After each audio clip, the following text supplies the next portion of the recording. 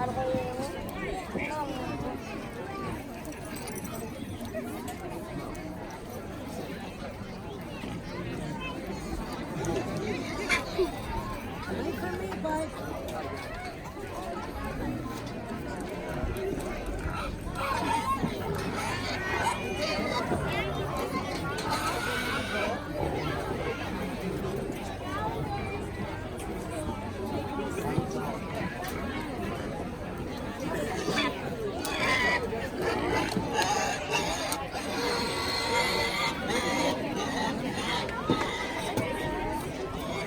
apologize for taking a little longer out here.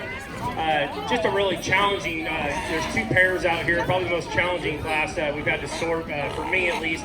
This top pair is going to be completely opposite in type and kind. The two we're talking about is the young lady at the far side and the young man right here in the middle. Two hogs that are, you couldn't describe any, couldn't make them any more different. We have one that's really elevated and pretty. Probably gives up a little too much bone for me. Maybe a little more weasel headed there, not stouted up in terms of its skull, but man, about as pretty as you can make one from a profile standpoint, long and loose in terms of its design. Then we just have a rugged beast out here in the middle that's about as gnarly legged as you can make one. Looks like you might have ran into a telephone pole though. There's a little smaller head and shorter face there. Like to pretty him up just a little bit, and really moderate in terms of his frame size and a little bit rounder in terms of his muscle design. So there's a lot of give and take in there. And you know what? I got to be the bad guy to pick one of them out here. And I'll be honest, I still don't know as I'm talking which one I want to use. And it wouldn't take much to convince me to go either direction there on those two. The other two that are going to sit third and fourth, we'll talk about them. I think they're two hogs that really sit relatively similar type of kind, and we're going to have to sort through there. So hats off to you two individuals over there with the belted hogs. You know, I'm the bad guy, like I said.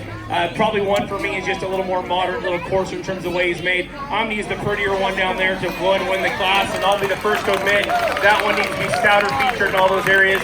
Hats off to young man. That one's a kind of a powerful barrel there to sit second in this class and probably wins almost any other class we've seen today. Unfortunately, I got to be the one to make a decision, so you're going to be second today, young man. Two really good hogs that are really different type and kind there to sit first and second. These two hogs out here don't make it any easier on me. I think there's one that just probably handles the drive a little bit better, probably a little more functionally square up to the front 1/3 of its skeleton. Not as good in terms of its design there, the way that spine ties into its blade. Young man with the blue hog that does a phenomenal job driving this one's going to be third here in class.